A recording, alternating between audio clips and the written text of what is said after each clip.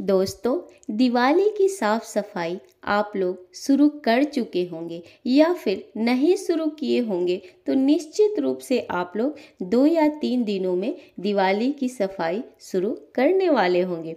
पर दोस्तों, दिवाली की सफाई के कुछ नियम हैं और कुछ ऐसी चीज़ें हैं कि सफाई के दौरान अगर हम अपने घर से नहीं निकालेंगे तो निश्चित रूप से हमारा जीवन निराशा से भर जाता है और पूरे साल कुछ न कुछ प्रॉब्लम घर में लगी रहती है। ऊपर से हमारा मन भी निगेटिव ऊर्जा से प्रभावित होता है। तो चलिए वीडियो शुरू करते हैं और जानते हैं दिवाली में घर की सफाई से जुड़ी संपूर्ण जानकारी।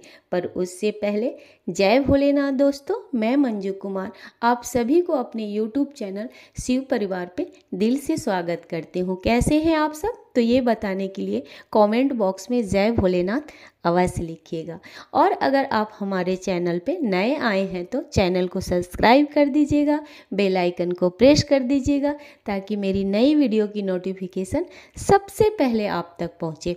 और अगर मेरा ये वीडियो आपको पसंद आता है तो आप वीडियो को लाइक कीजिएगा और शेयर ज़रूर कीजिएगा। तो सबसे पहले हम जानते हैं कि साफ़ सफाई हमें कहाँ से शुरू करनी चाहिए। तो दोस्तों, घर की सफाई की शुरुआत हमें अगिन कोण से करनी चाहिए। प्रायः यहाँ सभी लोग रसोई घर बनाते हैं। कोई ज़रूरी नहीं है कि पूरा रसोई घर की सफाई आप एक साथ करें। दूसरे रूम की सफाई भी आप कर सकते हैं। बस नियम है तो थोड़ा किचन का एक कोना या कुछ डब्बा वगैरह आप साफ कर दीजिए। बाकी अपने सुविधा के अनुसार घर की किसी भी कोने की सफाई आप कर सकते हैं। सफाई के दौरान सबसे पहले घर से कबाड़ निकाल दें। कबाड़ में वो सामान आता है जो टूटी है या आपके काम की नहीं है पर आप संभाल कर रखी हैं। ये सबसे पहले दिवाली की सफाई में घर से हटा देना चाहिए। दूसरा है, घर की सफाई के साथ साथ आप अपने घर की छत को भी साफ करें। ऐसा ना करें कि घर के अंदर की पूरी टूटी फूटी सामान आप घर के छत पर ले जाके रख दें। ऐसा आप भूल कर भी नहीं करें। आप शायद जानते होंगे कि घर का छत गंदा होना यानी राहु बिगड़ना और शनि का महादशा बिना समय का लग जाना, और ऐसा होने से हमारे डिसीजन पावर कम हो जाते हैं, सही बात हम सोच नहीं पाते हैं। तो कबाड़ी हटाएं तो पूरे घर और छत से हटाएं और अच्छे से छत की धुलाई पुछाई करें। दिवाली में किचन साफ करने के समय आप टूटे बर्तन को भी घर से निकाल दें। टूटा बर्तन में खाना खाना और बनाना हमारे शास्त्र में निषेध बताया गया है। साथ में फटा वस्त्र पहनना और टूटे हुए दर्पण यानी ऐना में मुंह देखना तो हमारे पूर्वजों ने बिल्कुल मना किया है। कहते हैं कि जो मनुष्य फूटा हुआ ऐना में मुंह देखता है उसका किस्मत भी फूट जाता है। तो आप ऐसा बिल्कुल ना करें। अगर हल्का भी दरार आपके फेस देखने वाले ऐना में है तो आप उसे बदल दें। ये ना सोचे कि उस पर पेंट कर दे, टेप लगा दे। ये सब आप भूल के भी नहीं कीजिएगा। आप ऐना को बिल्कुल ही बदल दीजिए। आगे अगर घर में कोई घड़ी बंद पड़ी है तो उसे चालू करवा लें, या ख़राब है तो उसे घर से बाहर फेंक दें, क्योंकि घड़ी जो है वो आपके अच्छे समय का प्रतीक है। अगर घड़ी का समय खराब है तो आपके जीवन का भी समय खराब हो जाता है। अगर घड़ी का समय अच्छा है तो आपका भी समय अच्छा चलता है। आपने कहावत सुना होगा कि फला व्यक्ति का समय अच्छा चल रहा है या फला व्यक्ति का समय बुरा चल रहा है।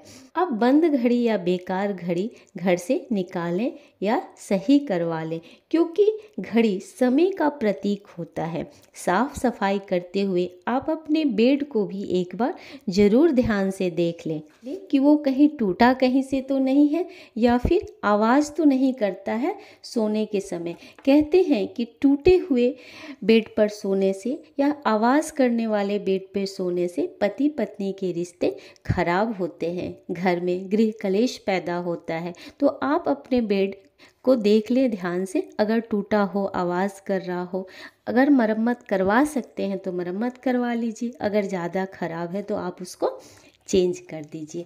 घर के साफ सफाई करते समय आप अपने घर के टॉयलेट और बाथरूम को साफ करना नहीं भूलिएगा, क्योंकि सबसे ज़्यादा नेगेटिव ऊर्जा वहीं पे होती है। आप अपने घर की बाथरूम और टॉयलेट की भी साफ़ सफाई अच्छे से कीजिएगा, उसके दरवाजे खिड़की की भी साफ़ सफाई कीजिएगा। अब बात करते हैं पुराने फटे जूते चप्पल की, तो वो आप घर से सबसे पहले निकालिए।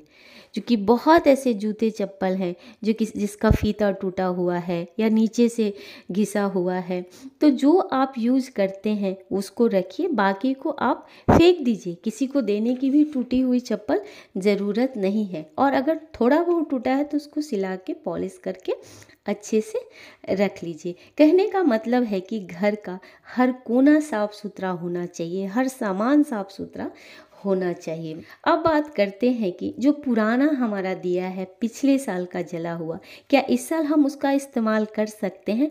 तो भूल कर भी आप ऐसा नहीं कीजिएगा। हर साल हम नया दिया लाके दिवाली में जलाते हैं। नए दिया से ही हम माँ लक्ष्मी और गणेश जी की पूजा करते हैं। कहने का मतलब है कि दिवाली का पूजा करते हैं। हमारे धर्म में कहा गया है कि पहले से जो हमारे पास धन है वो हमारे पास रहे और दूसरा नया धन भी हमारे पास आए, इसलिए हमें नया दिया ही इस्तेमाल करना चाहिए। सबसे लास्ट में आप घर में जो तिजोरी है आपका, उसकी सफाई कीजिए, उसकी अच्छे से आप सफाई कीजिए। लाल वस्त्र वगैरह वहाँ बिछा लीजिए। तिजोरी का मतलब जहाँ आप पैसा रखती हैं या कुछ अपना जेवर रखती हैं वो है, तो उस जगह को आप अच्छे से साफ सफाई कर लीजिए। अब हो गई पूरे घर की साफ सफाई। लास्ट में घर में एक कटोरी में गंगा जल और हल्दी थोड़ा लेकर पूरे घर में छिड़काव कर लीजिए। अगर कुछ साफ सफाई छूट गई हो तो आपका पूरा सामान और घर शुद्ध हो जाएगा। ऐसा करने से हमारे शास्त्र में दिवाली की सफाई का यही नियम बताए गए हैं और आप भी ऐसा ही कीजिएगा। आपको खुद आपके जीवन में अच्छे बदलाव महसूस होंगे। तो मुझे पूरा उम्मीद है कि मेरे सभी भाई बहनों को मेरा यह वीडियो से बहुत मदद मिलेगा। तो फिर मिलती हूँ एक नए वीडियो में। तब तक के लिए आप सब स्वस्थ रहिए, खुश रहिए और जहाँ कहीं भी रहिए बहुत आनंद से और सुरक्षित रहिए।